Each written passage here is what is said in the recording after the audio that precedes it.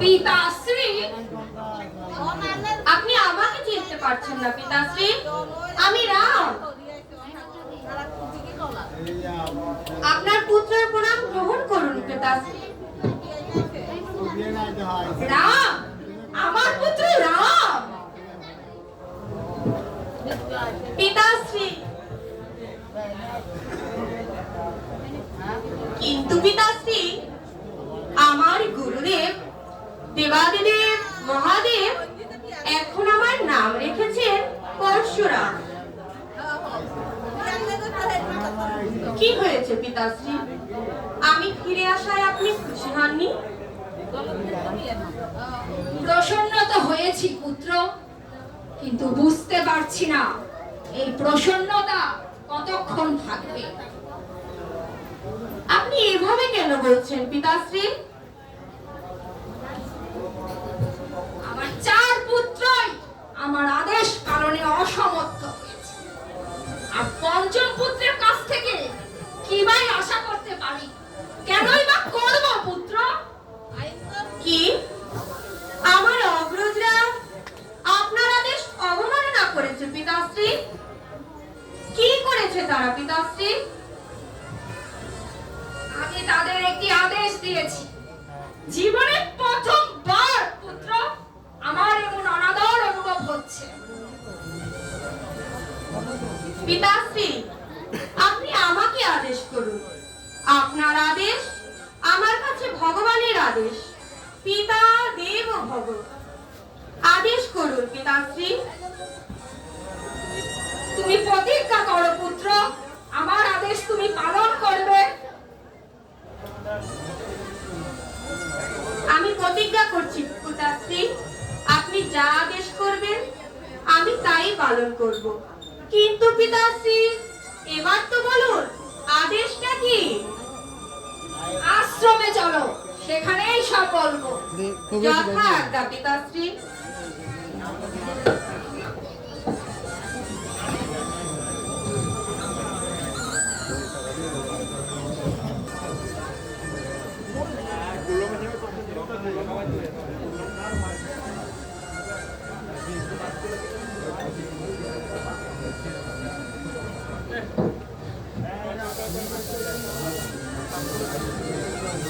স্বামী, আপনি ফিরে এসেছেন?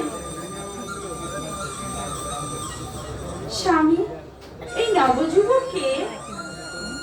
মাতা, আপনার পুত্র রামের প্রণাম গ্রহণ করুন মাতা। রাম, আমার পুত্র রাম, তুমি এসেছো? রাম, এই দিনের জন্যই তো আমি বেঁচে আছি পুত্র।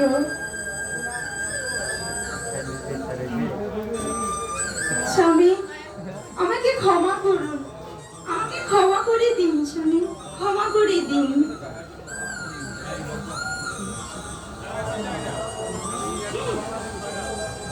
পুত্র, তোমার প্রতিজ্ঞার কথা মনে আছে তো? তাহলে এক্ষুনি বধ করো তোমার মাতাকে।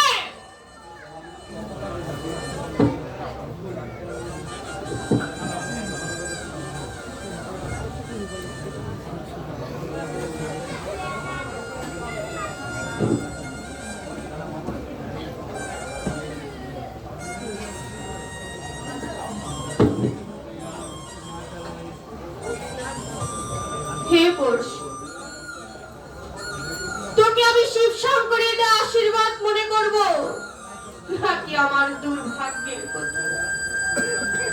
তোকে আমি পেয়েছিলাম এই পৃথিবীর সমস্ত দুঃশাসনকারীদের বধ করার জন্য, কিন্তু তোর প্রথম প্রহার হবে সেই মাতার উপর যার গর্ভে আমি জন্মগ্রহণ করেছি, যার কোলে আমি আমার জীবনের শুরু করেছি, যার চরণে স্পর্শ করার জন্য আমি বছরের পর বছর অপেক্ষা করেছি। হে দেবাদিদেব মহাদেব, হে শিব শম্ভু, হে সমস্ত দেবীগণ দেবতাগণ, হে সমস্ত ঋষিগণ, আপনারা সাক্ষী থাকুন, আমি শুধু আমার পিতার আজ্ঞার পালন করছি মাত্র। আমি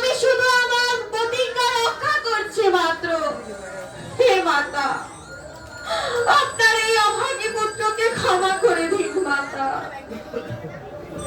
আমি আজ যা করতে চলেছি তা যেন কোনো পুত্রকে করতে না হয় মাতা।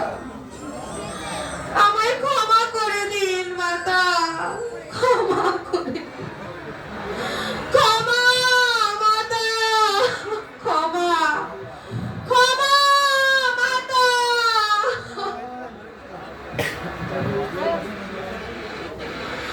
মাতা মাতা মাতা।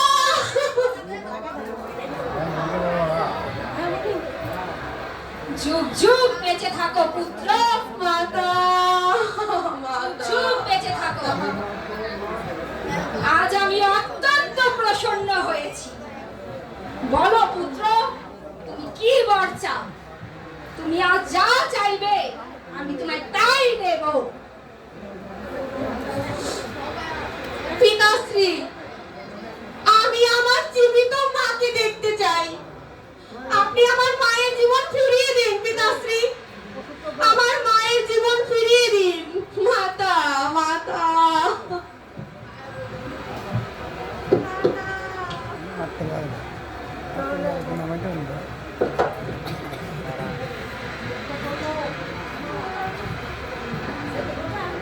মাতা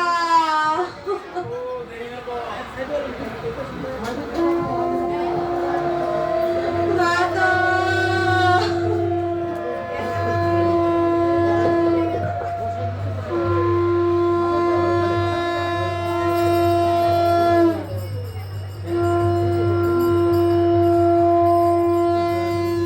পিতাশ্রী,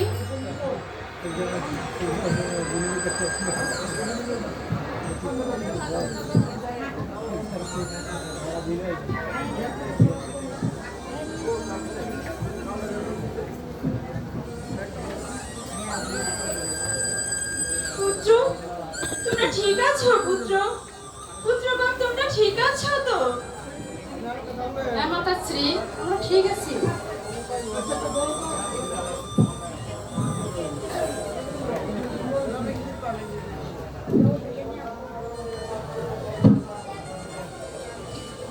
আমার গর্বের জন্য আমাকে ক্ষমা করে দিন মাতা,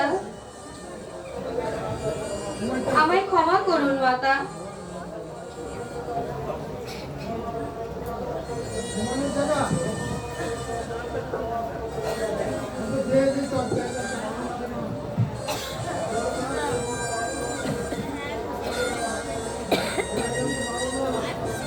দুঃখী হইও না পুত্র, কদাচিৎ আমার মনের এই বিকার এভাবেই মৃত্যু। তোমার এই কর্ম আগামী প্রজন্মে পিতৃভক্তির এক সর্বশ্রেষ্ঠ উদাহরণ স্বরূপ থাকবে। আমি তোমায় আশীর্বাদ করছি পুত্র, চিরঞ্জীবী ভব। এই সৃষ্টিলীলা যতদিন চলবে, তোমার এই মনুষ্যলীলা ততদিন চলবে পুত্র।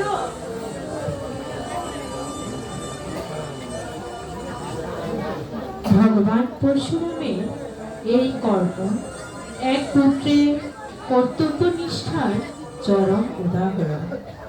পিতার আদেশ পালন করার জন্য কোনো চিন্তা ভাবনা বা বিচার করা আবশ্যকতা নেই, সেই ভেবেই তিনি বাবার আদেশে মাতৃহত্যার এই পাপ তার হাতে তুলে নিলেন। কিন্তু এদিকে মাতৃহত্যার পাপে ভগবান পরশুরামের হাত থেকে কুঠার খুলছিল না। এখন কি করবেন তিনি? পিতাশ্রী, আজ আমি জানতে পারলাম, মহান ঋষি হোক বা সর্বসাধারণ, প্রশ্ন যদি আসে কোনো নারীর চরিত্রের উপর, তখন সে কেবল একজন পুরুষ। আপনি কিভাবে এটা করতে পারলেন পিতাশ্রী? আপনি ভুলে গেলেন আমার মাতা একজন রাজকন্যা ছিল। তিনি আপনার ভালোবাসায় সব রাজ ঐশ্বর্য ত্যাগ করে এক ঋষির কুটিরকে তার ঘর সংসার বানিয়েছে। আপনি কি করে ভুলে গেলেন পিতাশ্রী?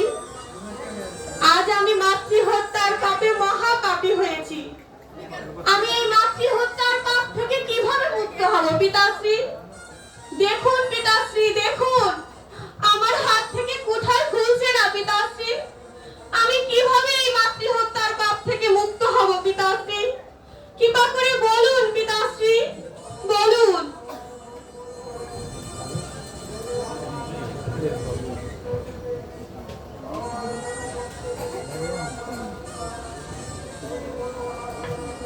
পুত্র, আমি কিছুক্ষণ সময়ের জন্য পথভ্রষ্ট হয়ে গেছি, কিন্তু হে পরশুরাম, তুমি মাতৃ হত্যার গুরু পাপে আক্রান্ত হয়েছ।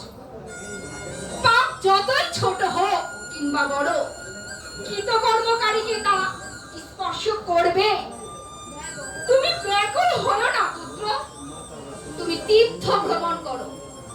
যে তীর্থের অবগ্রহণে তোমার হাতের মুঠা স্খলিত হবে, জানবে সে তীর্থই, সে পুণ্যস্থানই তীর্থক্ষেত্র নামে পরিচিত হবে। যাও পরশুরাম, যাও।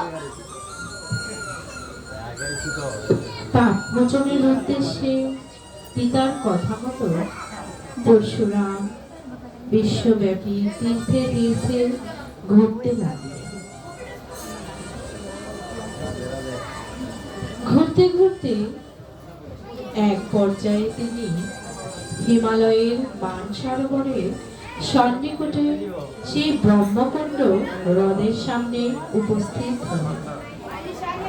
সেখানে স্নান করার সাথে সাথে তার হাতের কুঠার স্থলিত হল।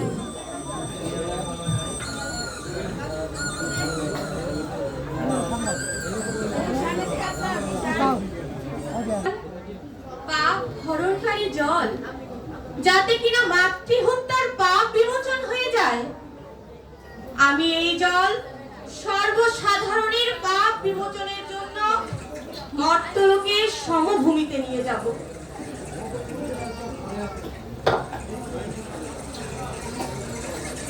যে কথা সেই কাজ, এমনই হন বুঝি মহাত্মারা। তিনি নিজের হাত থেকে খসে পড়া কুঠার দিয়ে পাহাড়ে এক পাশ ভেঙে দিলেন। এতে হ্রদের জল হিমালয়ের পাদদেশ পর্যন্ত বিস্তৃত হতে শুরু করলেন। এরপর তার কুঠারটি লাঙ্গলের ফলকে বেঁধে পাথর কেটে মাটি কর্ষণ করে হিমালয়ের পাদদেশ থেকে মর্তলোকের সমভূমিতে সেই পথ গড়ে দিতে থাকলেন।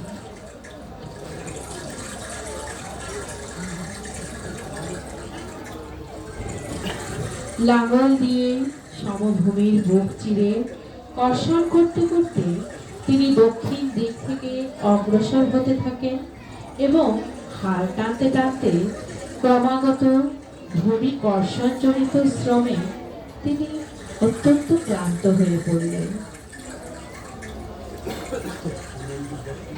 আর এই ক্লান্ত হয়ে যেখানে তিনি লাঙ্গল চষা বন্ধ করেন, সেই জায়গার নামে পরবর্তীতে পরিচিতি পায় লাঙ্গল বন্ধ নামে। জয় লাঙ্গলবন ধাম কি! ভগবান পরশুরাম তার লাঙ্গল চষা বন্ধ করে এই জায়গায় বিশ্রাম নিয়েছিলেন, তাই এই স্থানের নাম লাঙ্গল বন্ধ। তাহলে শুধু ভক্ত সজ্জন আমরা বুঝতে পারছি আমরা কতটা ভাগ্যবান, এই স্থান কতটা মাহাত্ম্যপূর্ণ এবং অলৌকিক স্থান। ভগবান পরশুরাম আমাদের জন্য, জনকল্যাণের জন্য কত কষ্ট করে এই তীর্থস্থান আমাদের প্রদান করেছেন। তাই আমরা সবাই একে অপরের কল্যাণের কথা চিন্তা করব। আর এই কলিযুগে জনগণের কল্যাণ হবে একমাত্র হরিনাম সংকীর্তন ও সাধুসঙ্গ। আসুন আমরা সবাই হরিনাম সংকীর্তন করি এবং আমাদের এই মানব জীবন সার্থক করি। আজ আমরা শিল প্রভুপাদ ঘাটে অবস্থান করছি এবং শিল প্রভুপাদ এবং আচার্য বর্গদের কৃপাবাড়ি নিশ্চয় ভগবান পরশুরামের সহিত আমাদের উপর বর্ষিত হবে। জয় ভগবান পরশুরামের জয়, জয় শিল প্রভুপাদের জয়, জয় সমস্ত বৈষ্ণব ভক্তবৃন্দের জয়, জয় সমবেত গৌর